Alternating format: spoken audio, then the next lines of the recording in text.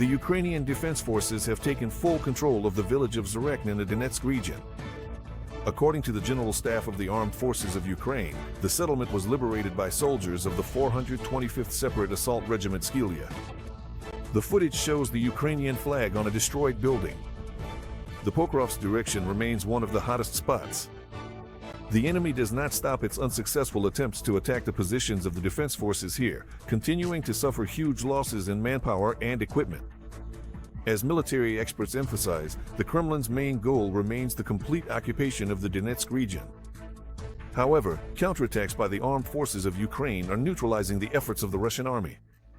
If we take, for example, the Dobropillia direction, then here, through counterattacking actions over the past day, it was possible to stabilize the situation a bit, to push Russian units away from a number of settlements. These Russian units are now receiving reinforcements from those units that were fighting on the northern Slobozhansk direction just yesterday. Since the beginning of the day, the defense forces have repelled the most Russian assaults in the Pokrovsk direction. There, the occupiers tried 31 times to break through Ukrainian positions near 12 settlements. Another 17 Russian attacks were repelled in the Dobropillia direction. This section of the front also remains one of the most tense. There aren't enough resources for everything. Well, there's talk that somewhere deep inside Russia, they're forming 12 reserve divisions, something that Commander-in-Chief General Syrskyi also mentioned. 2 divisions have already been formed, and they're working on the rest. But for now, while those reserves might be gathering somewhere out there still aren't enough forces, so they're pulling troops from other sectors and redeploying them, mainly focusing on Pokrovsk as the primary target. The enemy is suffering significant losses in the Kupiansk area and on the southern Slobozhansky sector. All Russian attacks there have been repelled. In addition, 2 assaults were repelled in the Seversky and Pridniprovsky directions, 3 in the Kramatorsk area, 5 each in the Toretsk and Lyman sectors, and another 4 attacks in the northern Slobozhansky and Kursk sections of the front. There's good news about the village of Bezsalivka. That's also in the Sumy region. At one point, the enemy advanced deep into our territory there. As of today, the village has been completely deoccupied, and Ukrainian units managed to push the enemy back beyond Ukraine's state border. So, of course, this is good news. Moreover, we managed to maintain our foothold in the Russian defenses already on the territory of the Russian Federation. This is a depth of, up to 2 kilometers into the territory in the area of the settlement of Tekino. Ukrainian soldiers carried out a daring operation on the aggressor country's territory, significantly complicating the logistics of Russian troops. Intelligence detected unusual enemy activity near 2 bridges. Since a regular reconnaissance drone can't fly under the crossing, it might lose signal. The fighters used an FPV drone with fiber optics. Under each bridge, a mine depot was discovered. That's why the explosion was so powerful and impressive. Intelligence is shifting toward technology. Reconnaissance is moving in the direction of technology. Technology is advancing, and now aerial reconnaissance is doing most of the work. The war is becoming more high-tech. These are drones, ground-based UAVs, everything that requires minimal human intervention. The main function is to operate on the front line. That's why the era of scouts who go deep behind enemy lines is gradually coming to an end. FPV drone pilots from the 14th Mechanized Brigade destroyed 2 more high-value targets with precision strikes. They deprived the Russians of a Tiger armored vehicle and a rare T-90 tank. The total value of the destroyed equipment exceeds $2.5 million. In addition, over the past day, the defense forces also destroyed 5 Russian tanks, 4 armored combat vehicles, 29 artillery systems, as well as 461 drones and 81 enemy vehicles. And they eliminated another 910 Russian soldiers. Thus, according to the General Staff of the Armed Forces of Ukraine, since the beginning of the full-scale aggression, Russia has already lost more than 1,080,000 soldiers. Yuri Fedorenko.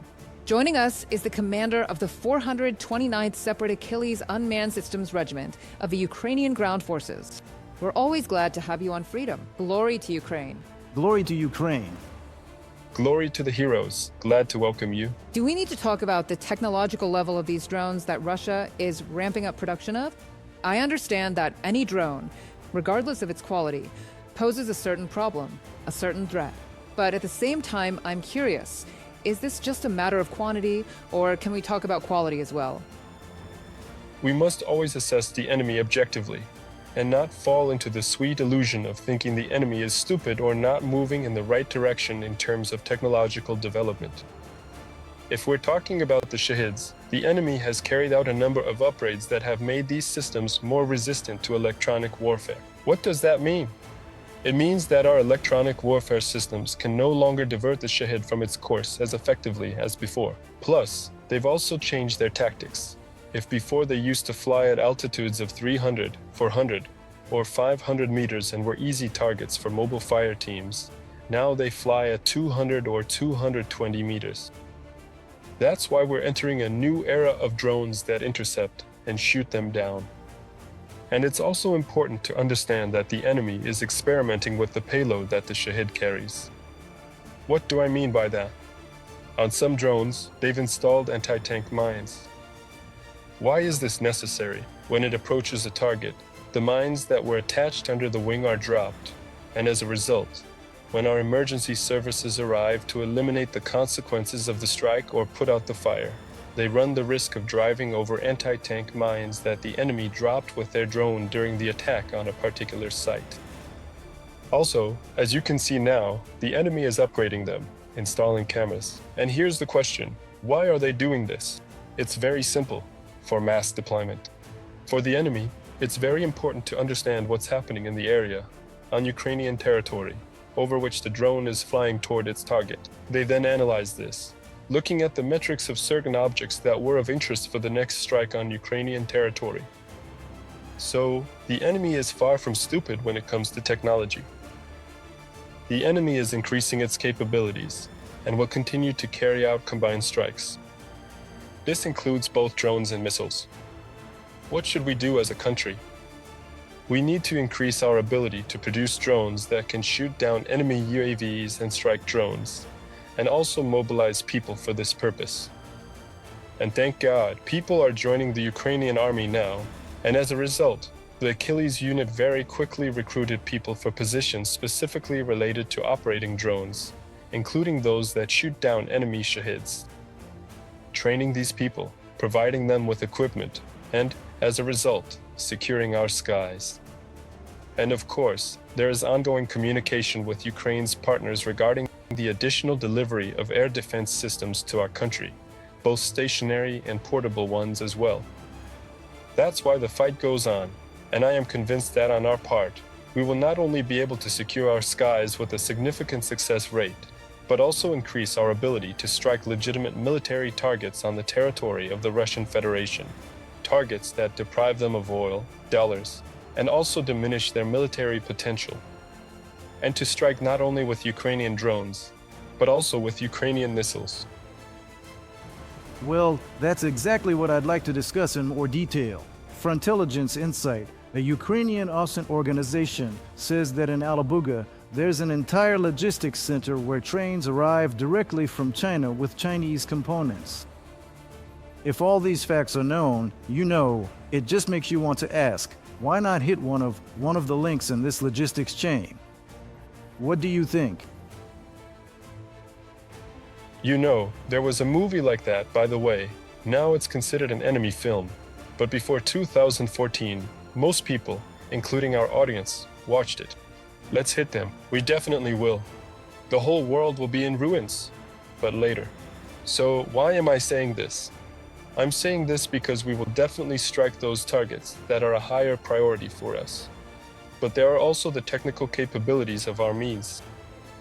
If we're talking about drones, right now we're very close to the peak, both in terms of technological application and the number that Ukraine can produce. It's very important to reinforce these strikes specifically with missile weaponry. Ukraine has its own missile program. We're very grateful to those partners who support it financially. But you need to have missiles in sufficient quantity. That's why we really hope that our partners, our allies in this war, will understand that Russia needs to be deprived of its fangs, that those fangs need to be broken here and now, and that they will provide us with additional missiles of their own, so that we can return the war to the place it came from. After all, Ukraine never strikes residential areas or neighborhoods. Ukrainians have no desire to destroy Russians living in the territory of the Russian Federation, even if they support the war against Ukraine. We operate exclusively against military targets, and we target those facilities that fill the Russian budget with the necessary funds so that Putin can direct them toward military production, bribing his own population, and continuing military actions against Ukraine. In other words, these strikes directly protect Ukrainian citizens from the constant terror of the Russian Federation. That's what this is about. That's what we're talking about. I really hope that our partners will spend less time in very beautiful landscapes somewhere nearby, drinking Prosecco and eating some delicious desserts, and will better understand the specific threats posed by the Russian Federation. And this is very well remembered by those countries where the Russian boot has been. Latvia, Lithuania, and Estonia remember very well what the Soviet army was like, what it meant to have the Russian army on their territory. That's why I believe that the defense forces, the Ukrainian army, will do everything possible and provide the necessary grounds for us to receive additional support, both in terms of weaponry and financial investment in our country, so that we can defend ourselves and win this war. By the way, I'd like to continue on this topic. First, I'll share some information for our viewers. When it comes to weapons production, Russia is focusing on preparing for war with NATO. This was stated by Vadim Skibitsky, deputy head of the main intelligence directorate of the Ministry of Defense of Ukraine, in an interview with Ukrinform. And according to him, Ukrainian military intelligence is aware of the details of Russia's 10-year armament program from 2026 to 2037. And it outlines objectives for the defense industry regarding heavy equipment, warships, aircraft, and missile systems. Vadim Skibitsky said that Russia plans to modernize and develop new strategic and long-range aircraft there. All in all, I think this is everything that Ukraine's partners should pay attention to, including, and we've heard it more than once from European politicians, that Ukraine is now defending not only itself, but also the European Union, and as it turns out, NATO countries as well. And in general, what kind of support from our partners is really making a tangible difference on the front lines? I think that Freedom TV broadcasts to a great many countries. At the very least, that's 40 countries around the world. And of course, even more viewers can watch online in different languages. So, what really makes a difference, what is actually needed, is not just words, but action. Look, I can't name specific countries, because I'd get in trouble for that. It's not my position's level to talk about this. That's up to the military political, the leadership of our country. And why? Because they know what can be said and what can't, since they're the ones negotiating for various infusions of money and equipment, including funding for Ukrainian weaponry. So I'll tell you this, thanks to our partner countries, the 429th Achilles Regiment and several other units have 80% of all the necessary equipment and UAVs needed for combat operations. Thanks to our partners, we also have 80% of the vehicles and everything else required to support logistics, training, securing positions, and ensuring round-the-clock operations. As a result, just think about it. If we're talking about the year 24, in August, the Craze unit destroyed and damaged. I can't remember how to say it in Russian. 900 legitimate enemy military targets. And already by August of 24, that's more than 4,700 legitimate enemy military targets. We killed almost 2 full-strength battalions of the enemy's elite assault units on the battlefield. So this becomes possible thanks to the support of our partners. 80% of everything was provided by our partners. Now, regarding the equipment we use in combat operations. This isn't Western equipment. It's equipment produced by Ukrainian private companies. And it's not just UAVs, it's also ammunition. 60% of all the necessary ammunition, the good codified ones that work very effectively against the enemy, are produced by Ukrainian companies.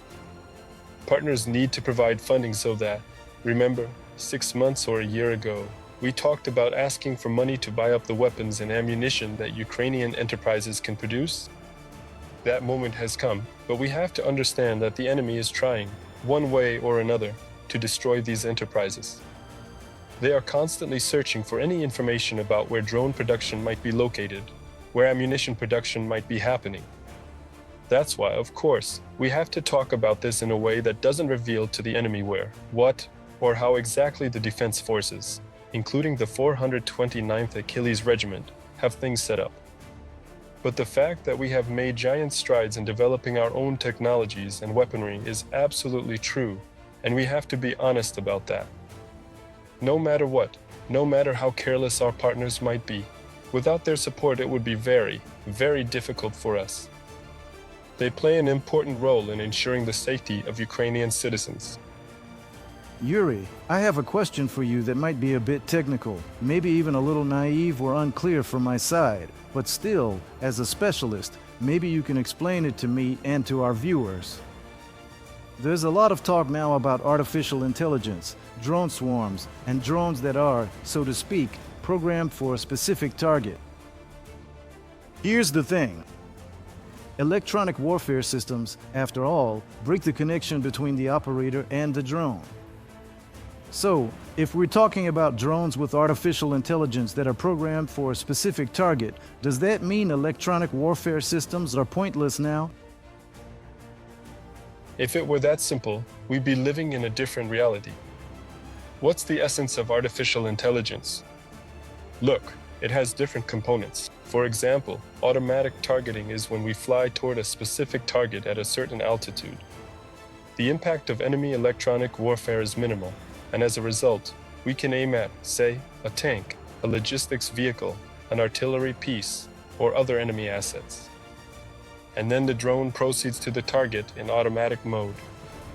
And if there were no automatic guidance, as you approach the target, the effect of portable electronic warfare systems, whether they're on a firing position, a logistics vehicle, or enemy armored equipment, would increasingly interfere with the drone, and at some point, we would lose connection and the target, and we wouldn't be able to destroy it. Automatic guidance performs this function excellently. It enters the category of targets we direct it to, and at that moment, the enemy's electronic warfare systems pose minimal threat to our drones. But if we're talking about artificial intelligence and drone swarms, we need to understand that we, as living people, have to teach this artificial intelligence. What does that mean? When a drone arrives in a certain area, it needs to recognize that it is in that area. Then it has to select a target and determine that this is exactly the target it was programmed for. Well, for example, armored vehicles, you've seen the footage when. But let me tell you, as specialists, and I consider us to be of a very high level, sometimes it takes us 15 minutes to figure out what we hit, a tank or an infantry fighting vehicle. Because this equipment is completely covered on top with these sheds, so it's impossible to tell what's under those sheds, what kind of vehicle it actually is. Now, moving on, artificial intelligence needs to understand that this is the exact target.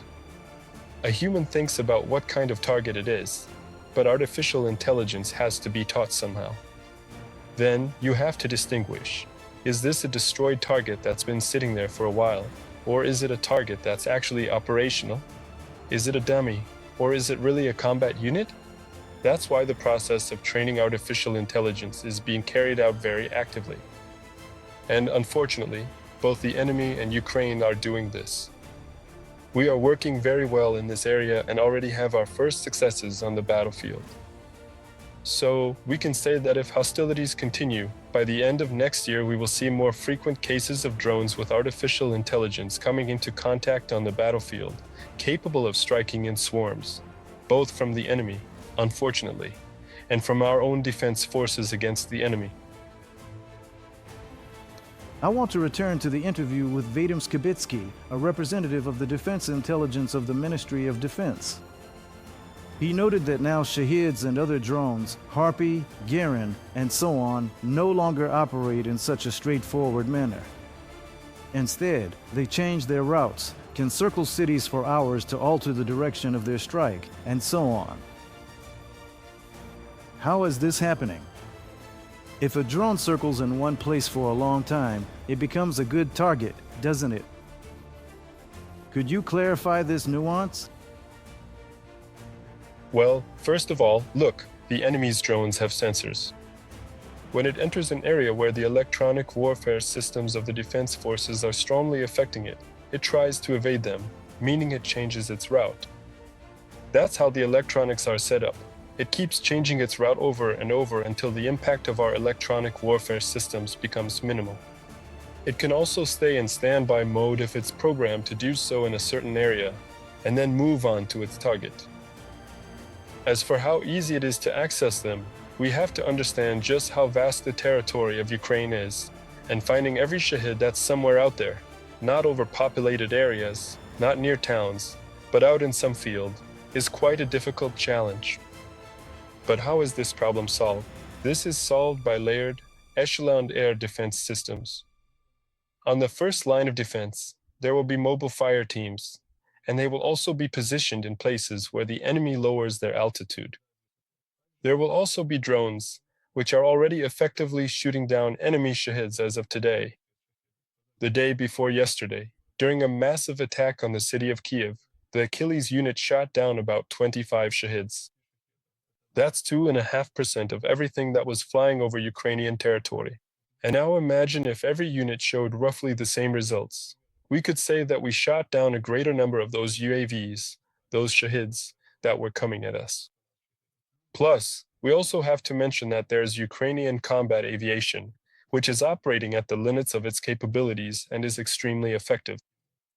And in addition, of course, I truly believe that light aviation will also find its place on the battlefield because it is irreplaceable. And in some areas, those complex tasks we've been talking about, when the enemy is on a certain standby route, civilian, light aircraft could handle these issues.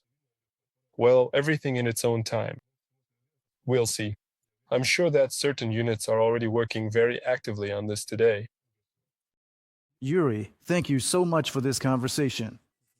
Thank you for joining us. Yuri Fedorenko, commander of the 429th Separate Achilles Unmanned Systems Regiment of the Ukrainian Ground Forces, was in touch with our studio. Subscribe to The Gaze and stay updated on the most important events, top news from Ukrainian all over the world, in-depth analysis, exclusive reports and interviews, all on hand in our channel. Join our community of viewers and stay tuned.